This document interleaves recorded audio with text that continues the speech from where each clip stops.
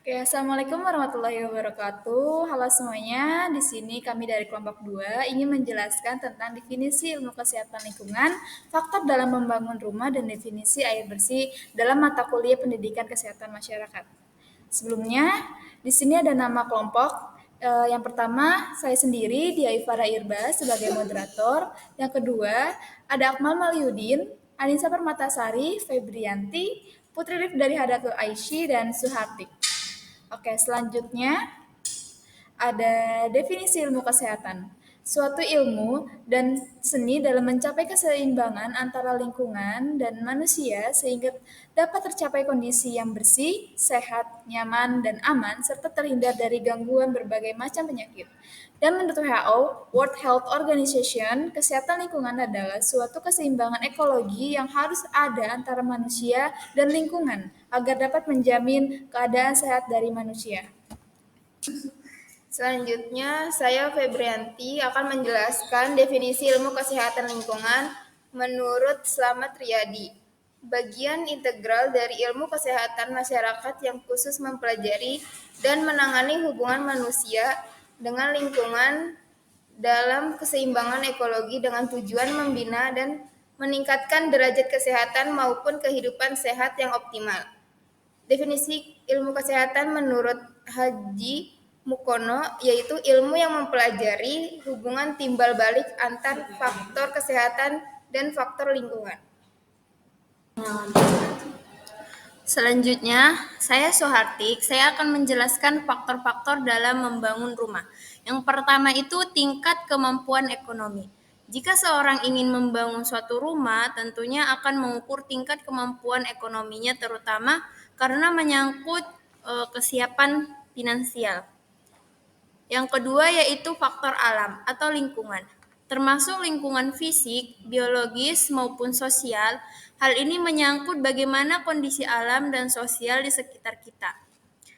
Yang ketiga, kemajuan teknologi. Saat ini, teknologi perumahan sudah begitu modern. Namun, rumah yang modern belum tentu sesuai dengan selera individu di masyarakat.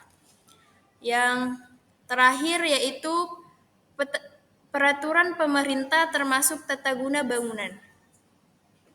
Saat ingin mendirikan atau sebuah rumah, tentunya kita juga harus memiliki surat izin mendirikan bangunan atau IMB untuk memberikan pengakuan dan perlindungan hukum terhadap tanah dan bangunan pemilik properti.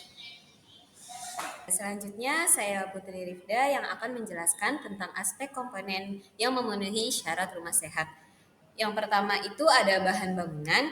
Bahan bangunan di sini maksudnya bahan tidak terbuat dari bahan yang dapat melepaskan zat-zat berbahaya. Zat-zat yang berbahaya bagi kesehatan. Contohnya seperti debu total tidak lebih dari 150 mikrogram per meter kubik. Kemudian, asbes bebas tidak melebihi 0,5 fiber per meter kubik per 4 jam. Lalu, timah hitam tidak lebih dari 300 mg. Selanjutnya, bahan bangunan juga tidak boleh terbuat dari bahan yang mudah ditumbuhi untuk bakteri, mikroorganisme, patogen penyebab penyakit. Yang kedua, ada dinding. Maksud dinding di sini adalah seperti dinding pada ruang keluarga, pada kamar tidur, atau tempat kering lainnya itu harus dilengkapi dengan ventilasi untuk sirkulasi udara di dalam ruangan. Yang kedua, selanjutnya ada dinding kamar mandi atau tempat cuci atau tempat basah lainnya. Dindingnya pun harus mudah dibersihkan dan kedap air karena setiap harinya terkena air.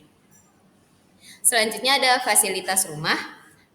Maksudnya di sini seperti ruang di dalam rumah harus ditata agar berfungsi sebagaimana mestinya. Kemudian juga seperti ruang dapur yang harus dilengkapi dengan fasilitas cerobong asap ketika memasak. Cerobong asap atau bumbung yang tinggi. Yang keempat ada luas bangunan. Maksud dari luas bangunan di sini ialah bangunan rumah sesuai dengan jumlah anggota keluarga yang ada. Karena tidak mungkin jika dalam suatu keluarga ada lebih dari 5 anggota keluarga namun tinggal di sebuah rumah yang sempit. Selanjutnya yang kelima ada ventilasi. Maksud dari ventilasi ini tentunya untuk sirkulasi udara. Sirkulasi udara di dalam rumah tersebut. Ventilasi pun dibagi menjadi dua, yaitu ventilasi buatan dan ventilasi alami. Ventilasi alami seperti pintu dan jendela. Kalau ventilasi buatan itu yang terdapat pada atas celah pintu. Kemudian ada pencahayaan.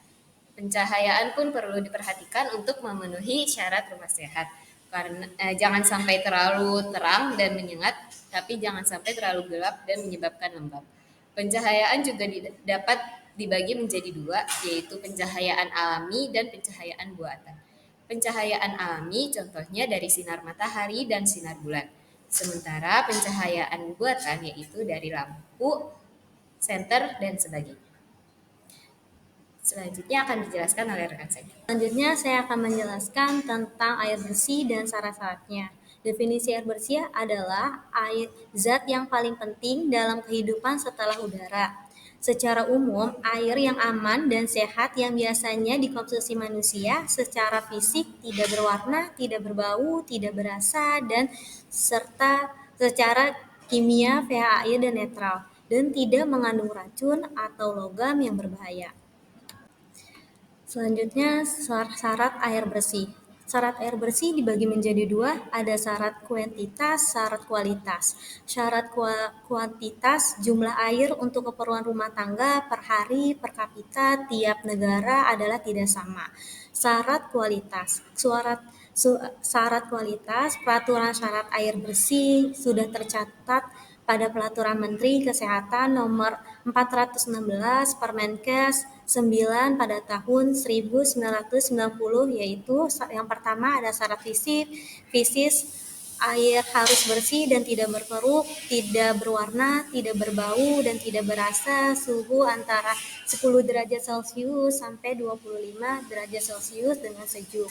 Ada syarat kimiawi. Air yang tidak mengandung bahan zat-zat kimia yang mengandung racun, tidak mengandung bahan kimia yang berlebihan, cukup yodium, dan pH air antara 6,5 sampai 9,2. Ada syarat biologis, yaitu tidak mengandung kuman penyakit seperti disenteri, kolera, dan bakteri patogen penyebab penyakit. Selanjutnya akan dijelaskan oleh rekan saya. Baik, selanjutnya saya Akmal Malidin akan menjelaskan tentang sumber-sumber air bersih. Yang pertama itu ada air hujan, yang kedua air sungai, yang ketiga air danau, yang keempat mata air, yang kelima air sumur dangkal, yang keenam air sumur dalam.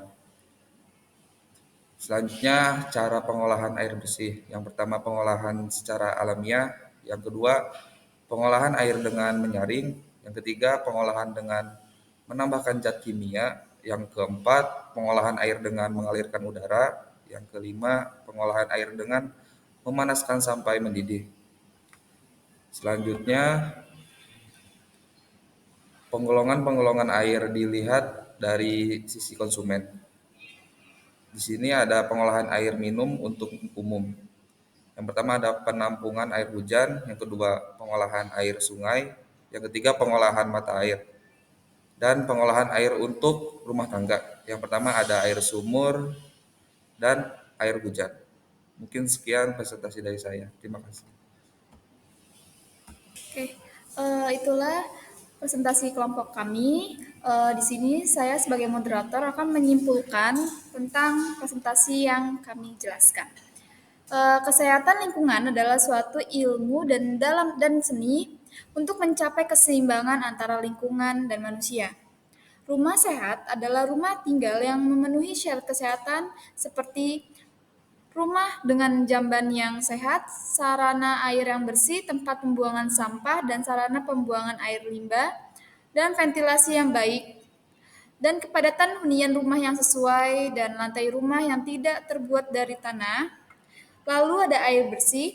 Air bersih adalah salah satu sumber daya berbasis air yang bermutu baik dan bisa dimanfaatkan oleh manusia untuk dikonsumsi atau dalam melakukan aktivitas mereka sehari-hari termasuk sanitasi. Oke, untuk sarannya, masyarakat diharapkan dapat menerapkan PHBS dalam kehidupan sehari-hari dalam rumah tangga. Perlunya peningkatan sanitasi dasar yang memenuhi syarat di rumah tangga agar terciptanya penerapan PHBS. Hal ini dapat dilakukan dengan cara mengubah perilaku menjadi lebih sehat dengan meningkatkan kebersihan jamban, membuang tempat pembuangan sampah, serta mengolah limbah rumah tangga sesuai ketentuan yang ditetapkan. Oke, sekian presentasi dari kelompok kami. Wabillahi taufiq wal hidayah. Wassalamualaikum warahmatullahi wabarakatuh.